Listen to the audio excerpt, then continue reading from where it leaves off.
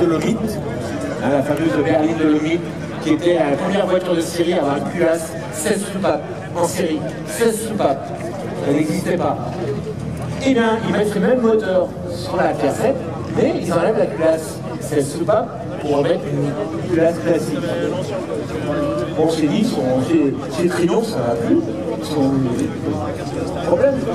Alors au bout d'un moment quand même, ils vont sortir une version cabriolet de la TR7. Quand même. Par contre le moteur lui restera tel quel. Mais ils sortiront quand même la TR8, même voiture que celle-ci, cabriolet, avec un V8 aussi, un V8 Rover 3,5 litres. Très très rare la TR8. Peut-être que pour les États-Unis, je crois. Autrement, ils ont sorti, si je ne dis pas de bêtises, la Sprint avec la classe, c'est super de la Dolly. Mais uniquement aux États-Unis ou très peu de temps.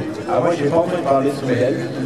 Voilà. C'est une bêtise que je commence à découvrir simplement l'histoire de la TR7, mais il me semble que oui. D'accord. Alors, le problème aussi de la Sprint, hein, la Dolly Sprint, c'est que ça chauffait beaucoup et que la culasse n'était pas très fiable. C'est pour ça qu'ils ont mis une culasse classique sur ce modèle-là. Donc la TR7, c'était un peu la mal aimée. Par contre, la ligne du coupé, au départ, une ligne assez... Waouh! Ce qu'on appelle la ligne en... La ligne en coin. Un coin. Comment je pourrais vous dire, moi? Tiens. Elle va partir, la voiture. Je vais la surveiller. Une ligne en coin, c'est ça, la ligne en coin. Regardez le profil. Ce qu'on appelle la ligne en coin. Toutes les voitures des années 70 ont une ligne en coin pratiquement. La Lotus Esprit, la Baguera, des lignes en coin très pointues et ça part, ça s'élargit. La ligne en coin. Tiens, je te le rends, merci. Je parlais, il a eu peur que je lui pique. Donc c'est ça une ligne en coin. Vous vous rappelez de l'ancien Stratos? L'ancien Stratos, c'est une ligne en coin. La mode des années 70. Après, bon, on passera à autre chose. Donc, alors cette voiture, raconte-moi, elle est de quelle année? C'est le dernier modèle 82. Ah, c'est le dernier modèle. Ouais, après 82, ils ont arrêté 82. Alors, les premières, c'était quand 76, par là je crois. Ouais, 76. Alors, la tienne, c'est le dernier modèle. Alors, je cherche une parapluie. Ah, c'est gentil. Si tu peux me la cacher aussi. Attends, je vais le faire quand même. Merci. Hop, hop, hop. Comme ça. Ah, c'est du chinois, c'est très bien. Alors, elle est sortie immatriculée en Belgique. En Belgique, ok. Alors, je sais malheureusement pas l'historique, j'aurais préféré, mais elle a été restaurée il y a 4-5 ans, à peu près, et elle est revenue en France. D'accord. Sa couleur noire, là, c'est celle d'origine? Alors, j'ai cherché, apparemment, ça a été bien peint, clairement, parce que je vois pas de couleur, mais je suis pas sûr que ça soit circulaire. C'est pas évident. Alors, vous savez, quand on change de couleur d'une voiture, ça se voit toujours.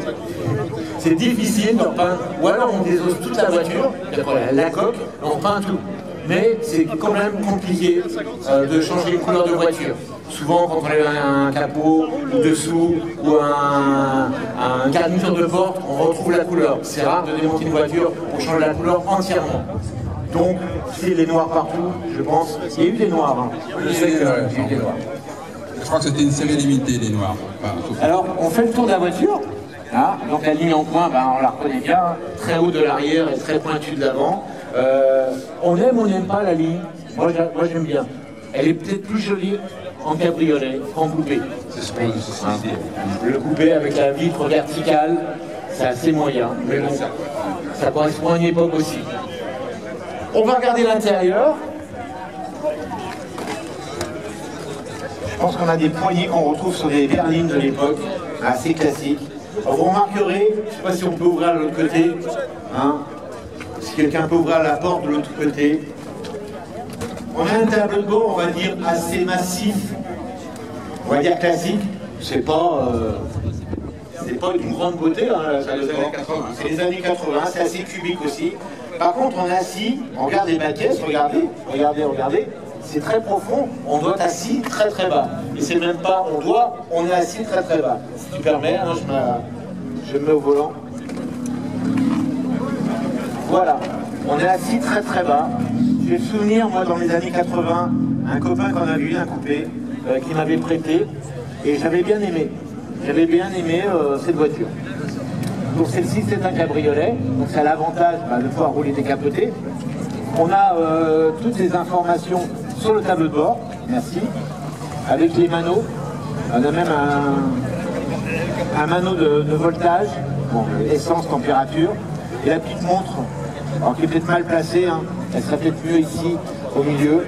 Et voilà, les commandes de chauffage bien placées également, les interrupteurs au centre. Et cette grosse console, regardez, qui part du tableau de bord, hein, elle démarre sur le tableau de bord pour arriver sur la partie levier de vitesse, ici. Hein, grosse, avec un petit rangement ici, pratique. Donc, c'est vrai qu'on a un pare-brise assez arrondi, regardez, assez arrondi, donc qui permet d'avoir un tableau de bord assez grand. Et quand on a un pare-brise arrondi, bien sûr, le tableau de bord, il faut qu'il suive. Hein, on a des sièges qui sont assez bien. Je ne sais pas si tu as roulé beaucoup avec.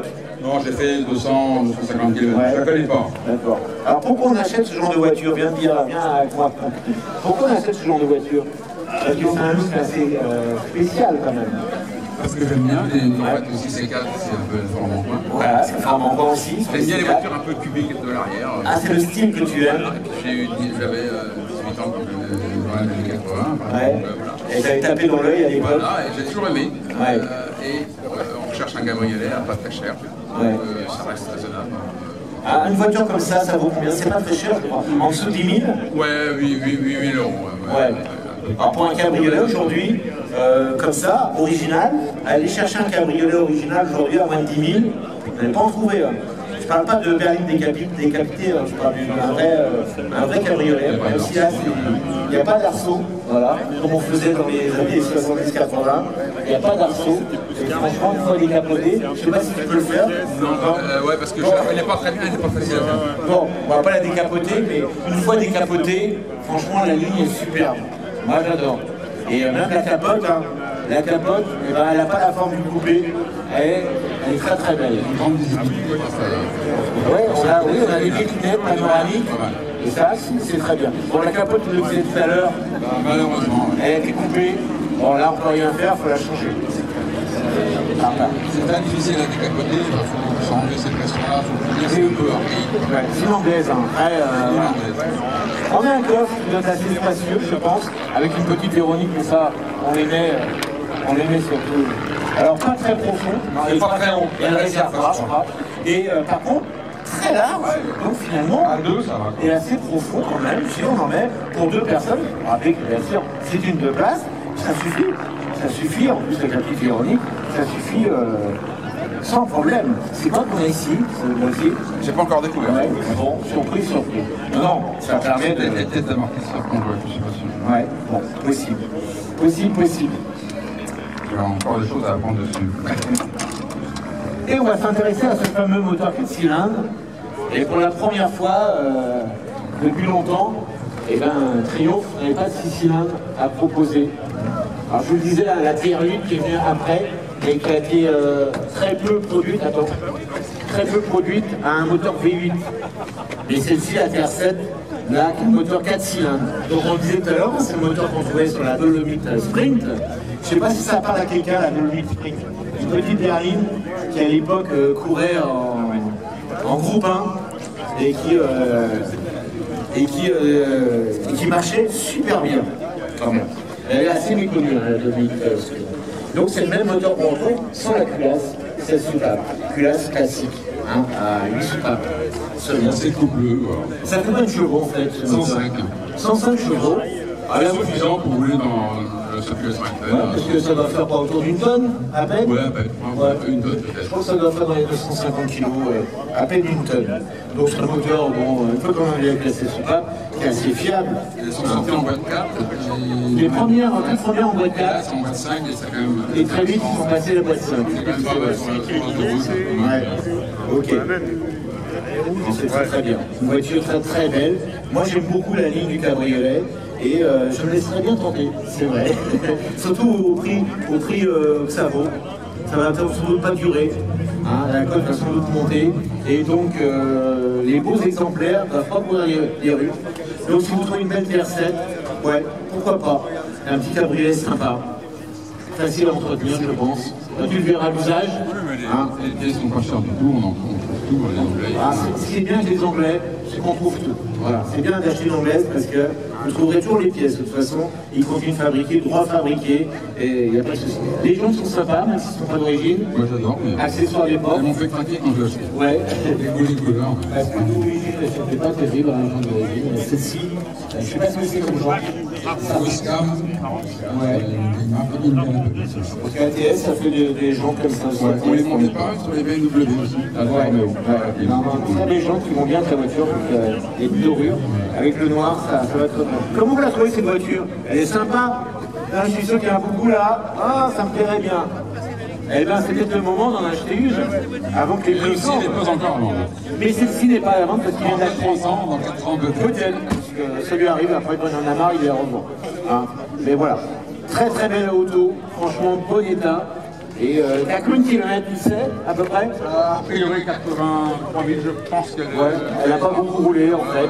Bon, après maintenant, Bon, je pas l'historique. je te reprends le micro, je te laisse refermer. Voilà. Vous pouvez l'applaudir, mesdames et messieurs. Alors, présentez avec nous ce cabriolet TR7, un des derniers modèles produits. Et d'ailleurs, qui n'aura pas de remplaçante après. Il n'y a pas eu de TR. C'était la dernière TR. Ouais, c'est vrai.